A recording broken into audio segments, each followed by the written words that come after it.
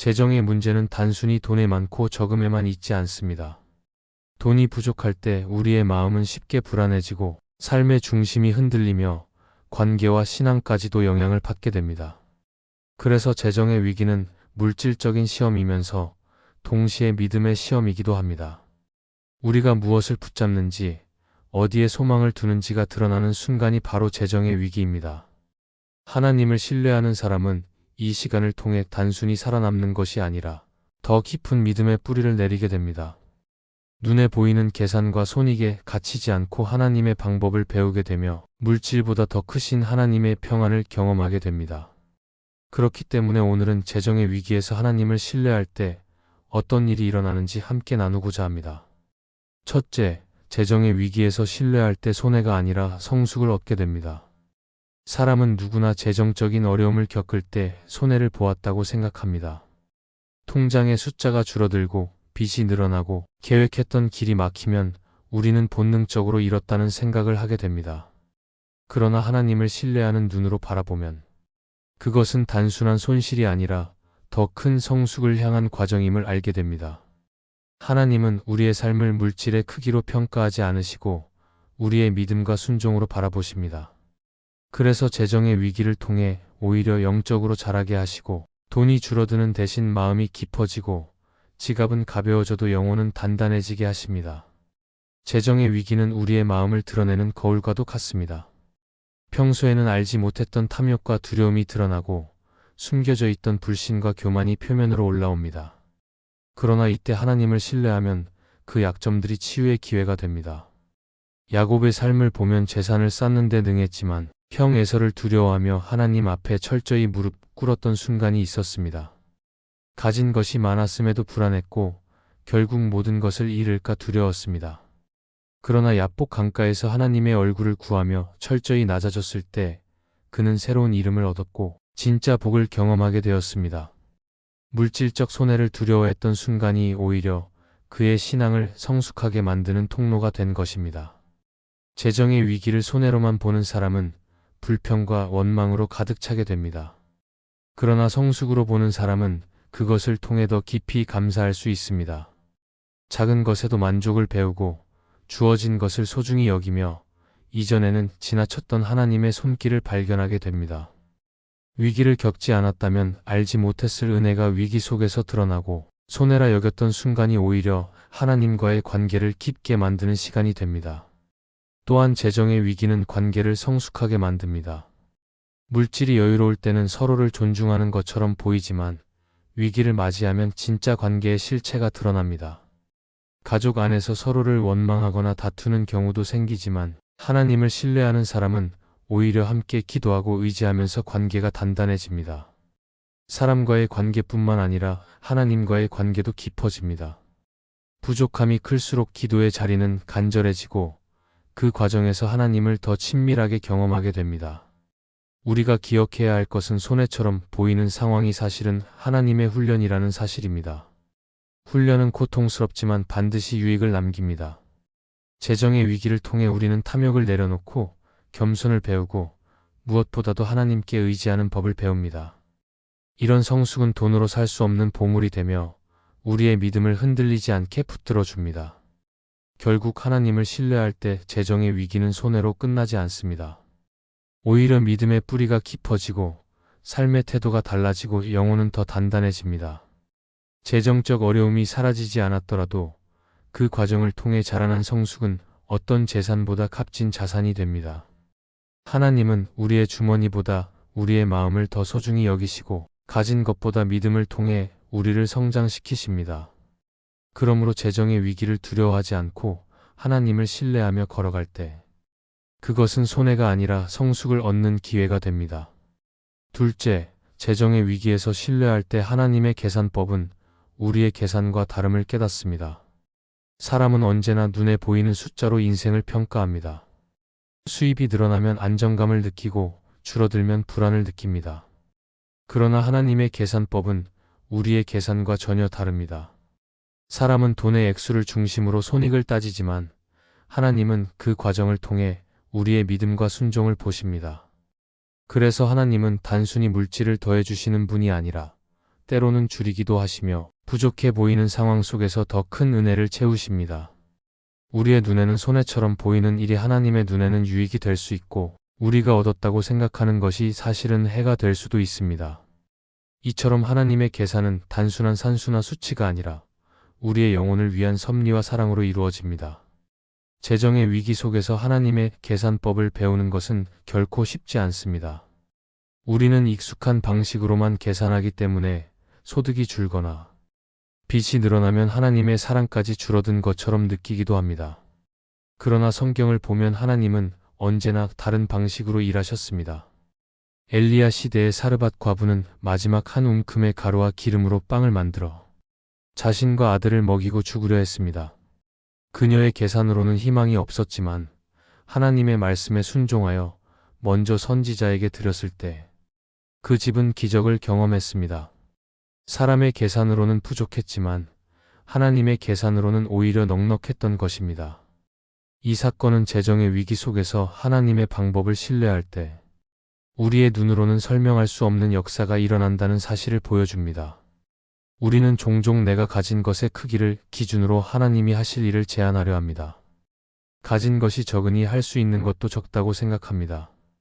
그러나 하나님의 계산은 전혀 다릅니다. 오병이어의 사건을 보면 어린 아이의 도시락 같은 보잘것없는 것을 통해 수천 명을 먹이셨습니다. 사람의 눈에는 한 끼도 채우기 어려운 양이었지만 하나님의 손에 올려졌을 때 그것은 놀라운 기적을 이루는 씨앗이 되었습니다. 우리의 계산으로는 불가능하지만 하나님의 계산에서는 충분했습니다. 재정의 위기에서 하나님의 계산법을 경험하면 우리는 시선이 달라집니다. 돈의 액수나 물질의 크기보다 그 안에 담긴 하나님의 손길을 보게 됩니다. 부족한 상황에서도 하나님은 기도하는 마음을 넉넉히 하시고 오히려 평안을 주십니다. 때로는 더 많은 소유가 아니라 덜 가지고도 기쁨을 누리게 하시며 필요한 순간마다 꼭 채우시는 섭리를 경험하게 하십니다. 이처럼 하나님의 계산은 우리의 방식과 다르지만 언제나 완전합니다. 또한 하나님의 계산법은 시간의 차원에서도 다릅니다. 우리는 당장 오늘의 계산에 집중하지만 하나님은 영원을 내다보십니다. 지금 당장은 손해 같아 보여도 시간이 흐른 뒤에야 그것이 유익이었음을 알게 됩니다. 재정의 위기는 우리가 눈앞의 이익이 아니라 영원한 가치를 바라보게 만듭니다. 그것은 단순히 먹고 사는 문제를 넘어 하나님 나라를 위한 믿음의 훈련이 됩니다. 기도는 하나님의 계산법을 배우는 가장 확실한 길입니다. 기도할 때 우리는 우리의 방식과 계산을 내려놓고 하나님의 뜻을 구하게 됩니다. 그 과정에서 점점 깨닫게 됩니다. 하나님은 나의 부족함을 모르는 분이 아니시며 나의 필요를 가장 잘 아시는 분이시라는 사실을 말입니다. 그래서 응답은 항상 우리의 방식과는 다를 수 있지만 결국 가장 선하고 완전한 길로 인도하십니다. 결국 재정의 위기에서 하나님을 신뢰한다는 것은 내 계산을 내려놓고 하나님의 계산을 받아들이는 것입니다. 숫자로만 따지던 삶에서 벗어나 하나님의 시선으로 삶을 바라보게 될 때 우리는 결코 손해보지 않습니다. 오히려 더 큰 은혜와 기적을 경험하게 됩니다. 하나님은 우리의 계산을 뛰어넘어 일하시며 우리가 상상하지 못한 방식으로 필요를 채워주십니다. 그러므로 재정의 위기 속에서 낙심하지 말고 하나님의 계산법을 신뢰하는 믿음의 눈을 들어야 합니다. 그렇게 할 때 우리의 삶은 새로운 시각으로 채워지고 하나님이 어떻게 놀랍게 일하시는지를 분명히 보게 될 것입니다. 셋째, 재정의 위기에서 신뢰할 때 기도의 응답이 물질이 아니라 평안으로 먼저 옵니다. 사람은 위기를 만나면 가장 먼저 눈에 보이는 해결을 구합니다. 돈이 부족하면 돈을, 빚이 늘어나면 갚을 길을, 필요가 커지면 그것을 채울 방법을 찾습니다. 그래서 기도할 때도 하나님께 당장의 물질적 응답을 먼저 구하게 됩니다. 그러나 하나님은 우리의 기도에 단순히 물질로만 응답하지 않으십니다. 오히려 그 전에 마음의 평안을 주시고 흔들리지 않는 확신을 심어주십니다. 눈에 보이는 문제가 사라지지 않았는데도 마음은 이상하게 담대해지고 불안은 점점 사라지며 하나님이 함께 하신다는 평안이 찾아옵니다. 이것이 재정의 위기 속에서 신뢰할 때 주어지는 첫 번째 응답입니다. 우리는 종종 하나님이 응답하지 않으신다고 오해합니다. 원하는 만큼의 돈이 들어오지 않고 상황이 빨리 바뀌지 않으니 기도가 허공에 흩어진 것처럼 느낍니다. 그러나 실제로는 하나님께서 이미 응답하고 계십니다. 문제를 없애기 전에 먼저 우리의 마음을 붙들어 주시는 것입니다. 빌립보서 4장은 아무것도 염려하지 말고 기도와 간구로 구할 때 모든 지각에 뛰어난 하나님의 평강이 마음과 생각을 지켜주신다고 말씀합니다. 문제의 해결보다 먼저 마음의 평강을 주시는 것이 하나님의 방식입니다. 그것이 없다면 설령 돈이 생겨도 불안은 여전히 남고 상황이 바뀌어도 마음은 흔들리기 때문입니다. 재정의 위기를 겪으며 하나님의 평안을 경험하는 사람은 시선이 바뀝니다. 이전에는 돈이 많아야 안심했지만 이제는 하나님께 기도하며 평안을 얻는 것만으로도 버틸 힘이 생깁니다. 상황은 똑같이 어려운데도 이상하게 잠이 오고 불안이 줄어들고 내일을 향한 두려움이 작아집니다. 이것이 바로 세상이 줄 수 없는 응답이며 하나님만이 주실 수 있는 은혜입니다.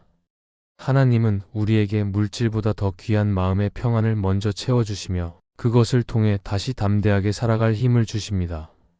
다윗의 삶을 떠올려 보면 그는 수많은 전쟁과 도망의 상황 속에서 늘 위기에 놓였습니다. 그러나 그는 기도할 때마다 먼저 마음의 평안을 얻었습니다. 시편에서 다윗은 내가 평안히 눕고 자기도 하리니라고 고백했습니다.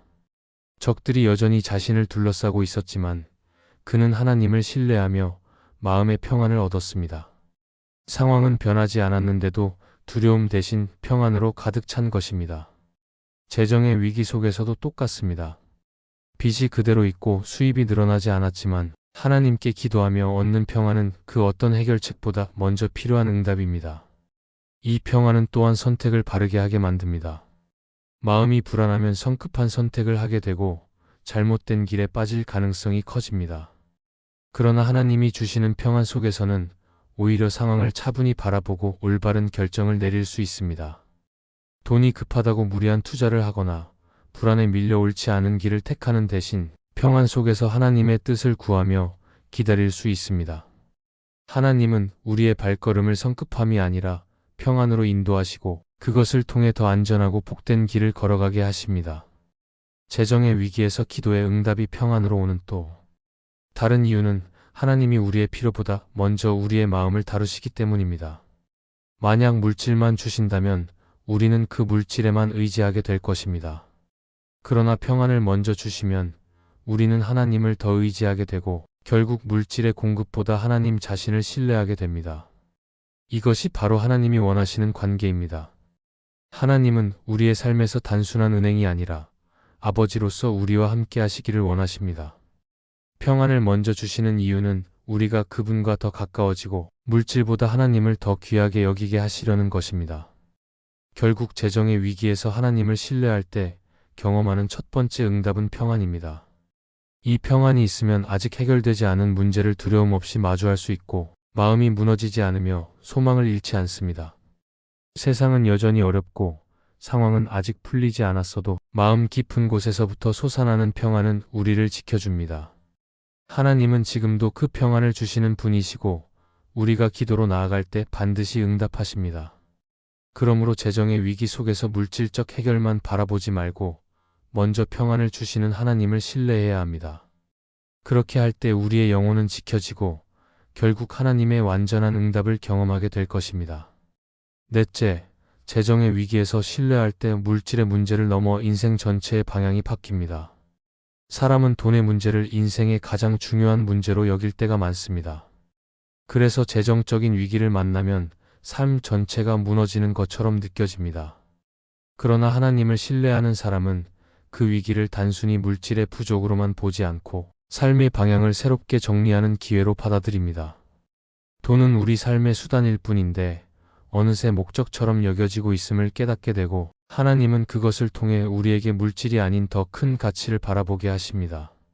그래서 재정의 위기를 통해 하나님은 우리의 시선을 바꾸시고 삶의 중심을 다시 하나님께 두게 하십니다.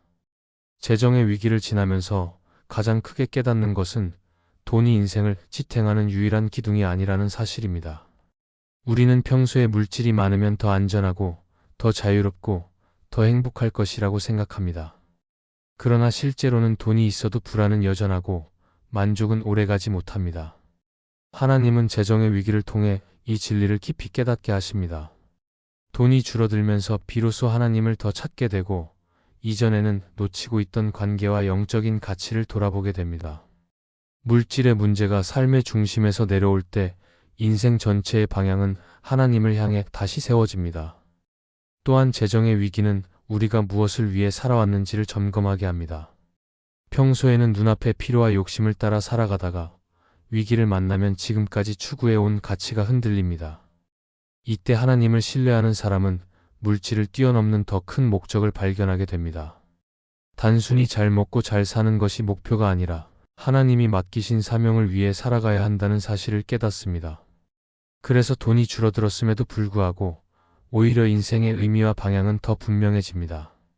성경 속에서도 이런 전환점은 자주 나타납니다. 기근을 만난 이삭은 두려워서 애굽으로 내려가려 했지만 하나님은 그에게 머물러 심으라고 말씀하셨습니다. 눈앞의 계산으로는 불가능했지만 그는 하나님의 말씀을 따라 심었고 100배의 결실을 거두었습니다. 단순히 재정 문제를 해결한 것이 아니라 인생의 방향을 두려움에서 신뢰로 옮긴 사건이었습니다. 이처럼 하나님을 신뢰하면 재정의 위기 속에서도 삶의 관점이 바뀌고 그것은 단순한 해결을 넘어 인생 전체를 새롭게 만듭니다. 팀 켈러는 그의 책 기도에서 이렇게 말했습니다. 기도는 하나님께 상황을 바꿔달라고 요구하는 것에서 멈추지 않는다. 오히려 기도는 내 삶의 방향을 하나님께 맞추는 것이다. 이 말처럼 재정의 위기에서 하나님께 기도하면 단순히 돈이 채워지는 응답보다 더 중요한 일이 일어납니다. 내 삶의 방향이 바뀌고 하나님 중심으로 다시 정렬되는 은혜가 임합니다. 결국 물질은 잠시의 필요를 채우는 것에 불과하지만 삶의 방향은 영원한 가치를 결정합니다. 하나님은 우리를 물질의 굴레에서 벗어나게 하시고 참된 자유와 소망의 길로 이끌어 가십니다. 재정의 위기를 통해 인생 전체의 방향이 바뀐다는 것은 결국 우리의 삶이 새롭게 해석된다는 의미입니다. 부족한 현실 속에서도 하나님은 일하고 계시며 잃었다고 생각한 순간이 오히려 더 큰 축복의 시작이 될 수 있습니다. 그래서 신뢰의 눈으로 보면 위기는 실패가 아니라 새로운 길을 여는 하나님의 부르심이 됩니다. 물질을 붙잡고 살아가던 삶에서 하나님을 붙잡고 살아가는 삶으로 옮겨지는 순간 우리의 삶은 전혀 다른 길을 걷게 됩니다. 결국 재정의 위기는 단순히 돈의 문제를 넘어 우리의 삶 전체를 바꾸는 하나님의 도구가 됩니다. 하나님은 우리를 물질의 한계에 머물지 않게 하시고 영원한 길로 이끌어 가십니다. 그러므로 우리는 위기를 만날 때 두려움에 사로잡히기보다 하나님이 내 인생 전체를 새롭게 하신다는 믿음으로 나아가야 합니다. 그렇게 신뢰하며 걸어갈 때 물질의 문제를 넘어서는 더 크고 분명한 방향이 주어지고 그 길은 반드시 하나님의 선하신 뜻 안에서 열리게 될 것입니다. 재정의 위기 속에서도 하나님을 신뢰하는 사람은 결코 무너지지 않습니다. 하나님은 우리의 마음을 붙드시고 평안을 주시며 삶의 길을 새롭게 인도하십니다. 그러므로 눈앞의 부족함에 매이지 말고 하나님을 바라볼 때 우리의 삶은 물질을 넘어 영원한 소망으로 채워지게 됩니다. 이 말씀이 마음의 은혜가 되셨다면 좋아요와 구독으로 함께 해주세요. 그리고 댓글에 아멘이라고 남겨주시면 하나님의 은혜가 더 많은 사람들에게 전해질 것입니다.